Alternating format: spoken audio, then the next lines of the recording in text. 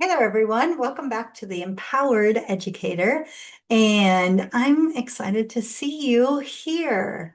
If you're here, that means one of a couple of things. Either you survived your first week or two of the new year, or you're surviving the prep process and you're getting ready to welcome all those little bodies back into your building. I say little loosely because high school, even though sometimes their minds are still little, their bodies not so much, right? And even middle schools. But nonetheless, we're ready to welcome our students back. And for me at my campus, things are going pretty well. I hope that they are doing the same for you. As a matter of fact, there are days that I wake up and I go, wow, I get to go do this. Now I'm doing a combination of two jobs this year and it's been busy, let me just tell you. And I think because it's the beginning of the school year and still trying to get in the groove and figure out my kind of flow, but nonetheless busy, but seeing so many great things. And here's the power of the work we do, right? Success breeds success. My role on the leadership team is I'm not the principal by choice. However, I do have a couple of positions right now that I'm responsible for, which kind of gives me the same workload as the principal, but different. And because I still get to work directly with students and work directly with teachers and their faces. The minute that they understand something, the minute that I've made something more attainable, the faces are priceless. You can see the overwhelm go away, right? But on the flip side, you can also see it start to build up, especially if you've been doing this for a while. And I'm sure that for those of you out there listening who have been teachers for more than a year, you're already starting to feel it and see it. I know curriculum and all of the things that we do toward the beginning of the year is a lot of relationship building, make sure we get our expectations in check. And then curriculum wise, a lot of review or just trying to get us like ease back into it, right? But it's coming and we're probably starting to feel it from all levels, from our students to our families, and even for y'all and serving in the classrooms. Um, we know, we know it's coming. We know it's there. I always liken a school year to a roller coaster, right? Right now, we're starting at the bottom because we got on that car. We're excited, we're anticipating, and we're starting to go up the hill. And we're going to get up to that top of the first little hill or peak or whatever you call it on a roller coaster. And we're going to go down fast. And that down fast hits around October 1st. So it's coming. And when we go down, we go down. Some roller coasters go all the way down to the bottom or less. And so get ready because then you'll be back up. And then Christmas comes, December 1st.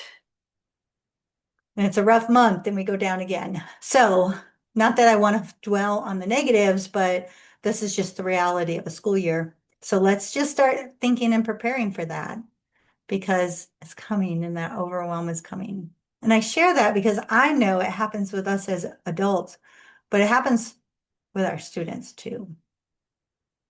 One thing that I always tried to make sure my staff understood was that many times, I'm talking 99.9% of the time, there is always an underlying reason why a student is misbehaving. I leave that 0.01%, 99.9. Okay, I leave that 0.1% open for the anomalies because I don't know, there's probably some kind of other situation at times, but that 0.1% is not going to be often, right? There's always an underlying reason for why students are behaving the way they're behaving. And it might be they're lashing out. It might be the misbehaviors. It might be the disengagement. It might be the falling asleep. It might be the way they speak to others. It might be how they are always on target and always doing their best. There's always a reason behind everything. We don't do anything in life without a cause. Every effect has to have it. And many times, those negative behaviors that make us so frustrated and so stressed and so overwhelmed and actually make us question, are we in the right profession?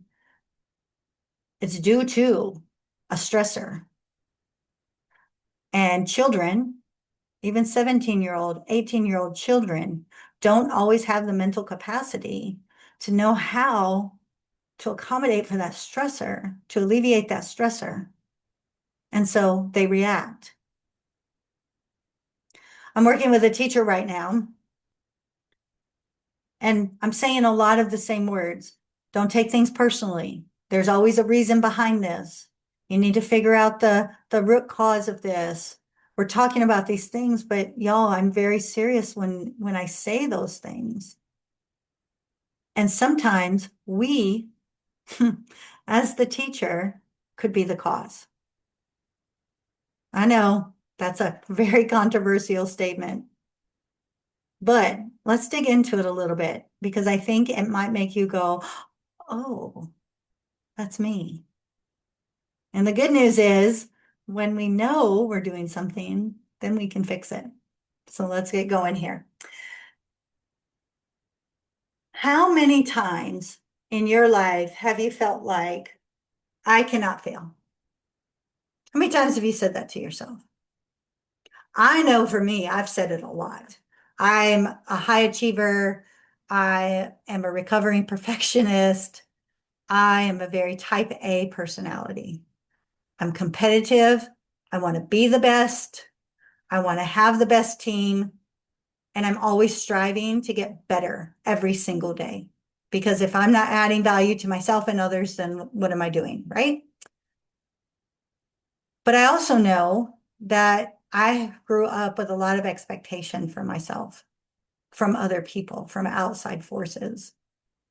My parents expected me to be the good girl. My parents expected me to do my homework, to do my work in school, to get good grades.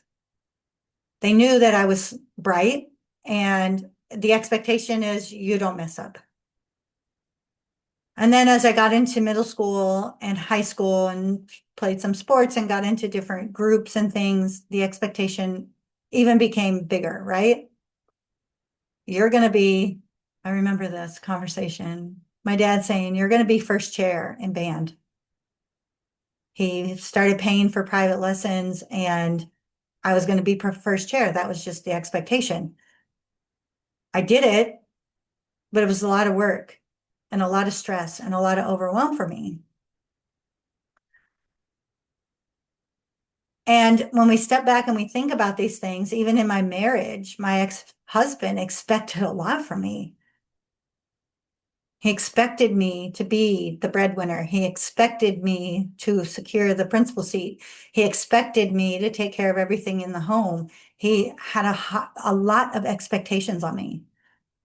And to be quite frank and transparent, I will say it was part of why our marriage fell apart because I resented him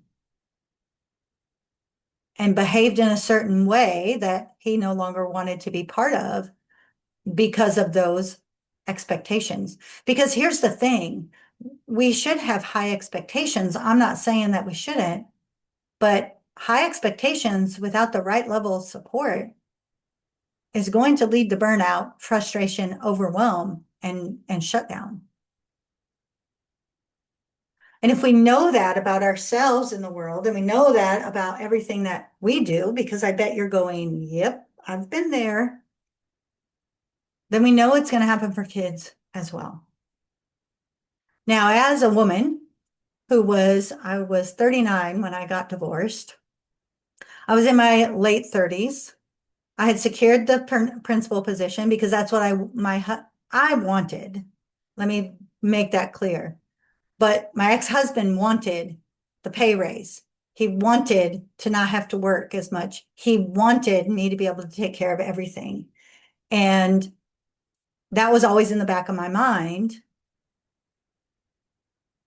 And I share that because even though I might want to attain to those high levels, which I did, I was putting the pressure on myself along with these outside forces. And what we know about humans is you can't sustain that for a extended period of time. But in my 30s, I could also reason better, right? My brain was developed.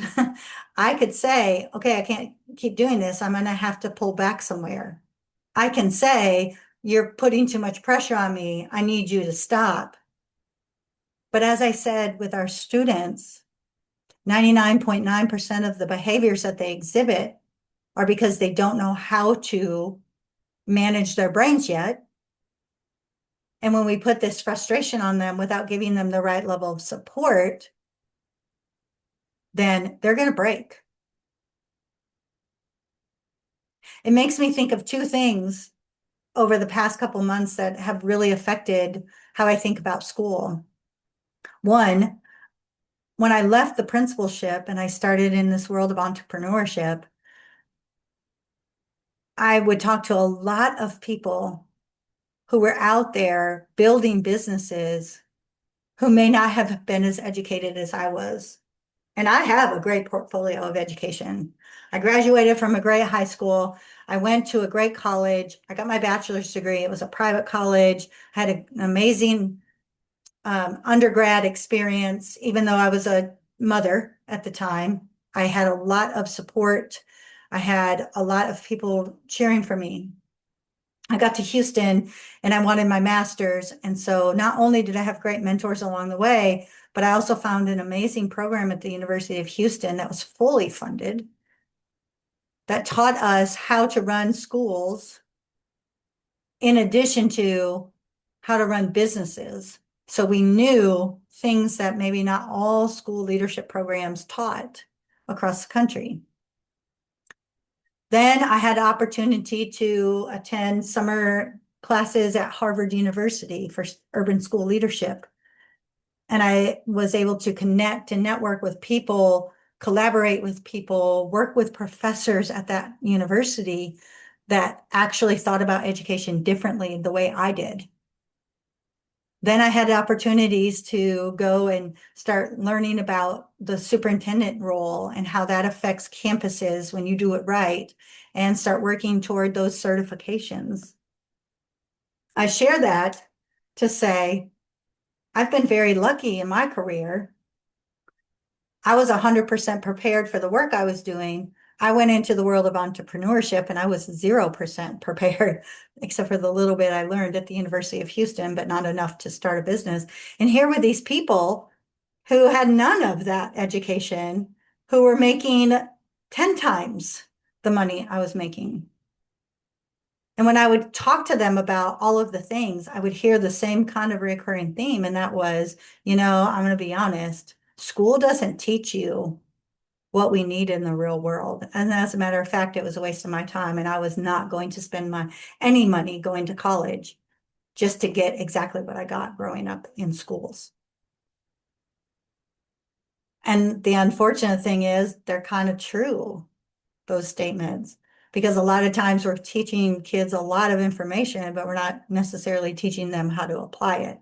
And so that was an eye opener for me. But even more than that, just most recently talking about or thinking about this subject, listening to people talk about what made them give up on dreams, what made them give up on goals. It wasn't because they didn't have a plan. It wasn't because they weren't trying to accomplish the plan, but it was because they didn't have the right support system to sustain it. I can understand that. I had to go out and seek mentors for myself to get to where I was in my career as an educator, but even as a business owner, I had to go out and seek people because my circle, close circle of influence, they weren't going to be there to support. They didn't know.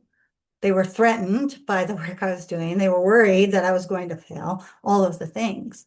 So now let's think about how we set these high expectations in the classroom. And then if we're not giving our students the right level of support, they're going to shut down too. They're going to give up as well. It's this vicious cycle. And until we think different, we're not going to be able to get out of it. So how do we start thinking different? Because that's the main goal, right? You get it. So what? Now what? Well, now what? Here's my thought. We need to know our kids. And I say that over and over and over, and it's just my staple. I'm always going to go with that. But we need to know our kids in a way that we know how we can motivate them, where we can push them, and when we have to pull back. Beginning of the year, getting to know your students, doing those first rounds of back to school assessments so you can see what can my kids actually do? What do they actually know? And keeping up with the data on your students is going to be extremely important.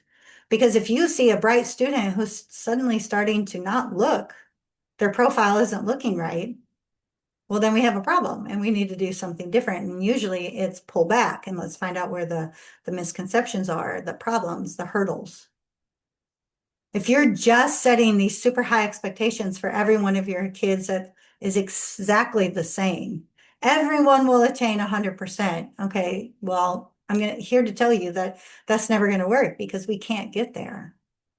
But if we focus on knowing exactly where our kids are, and even that kid that's starting at maybe 20%, they can still grow.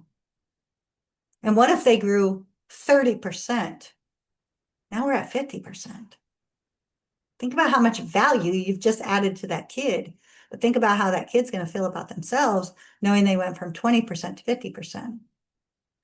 But if you had their standard set at 100% and they're at 20%, well, I'm just going to tell you, I run a 12 to 13 minute mile now as an older adult. It's not fast at all. I know it. But if someone said, I need you to run a 9-minute mile, there's no way. There's no way I'm going to be able to do it. My body is not equipped for that anymore. And I'm going to give up. And I'm a high achiever. And I have an adult brain. So we need to be fair with our kids. We need to know our kids, and we need to be able to set the expectation high for each of them, whatever high means. I never want you to say two things. One, you can't, meaning a kid can't. And two, everybody has to be the same because that's the way I do things. Because honestly, what if your school leader treated you exactly the same as everybody else in the building? Yeah, you wouldn't like it, I promise. So for us to think different, for us to do school different, and for us to actually produce children that could be successful, we need to know our kids and we need to know what their standard is and push them to that standard and be able to give grace when we have to pull back. I think we overthink too many things in the world. And what if it were just that simple? Because I believe it is. Yes, down the line, we're going to have to talk about what is high quality instruction. And actually, that's on the ticket for next week. I really want to talk to you about that. However, for this week, this is what I want you to reflect on as you're going into your first couple weeks of school or ready to open the doors for your students. Let's set high expectations, but let's make them individual for every kid. And let's be sure we know our kids so we can actually set the right high expectation. All right, y'all, that's everything I have for this week. Hope you have an amazing week, and I'll see you all back here next week on Empowered Educator.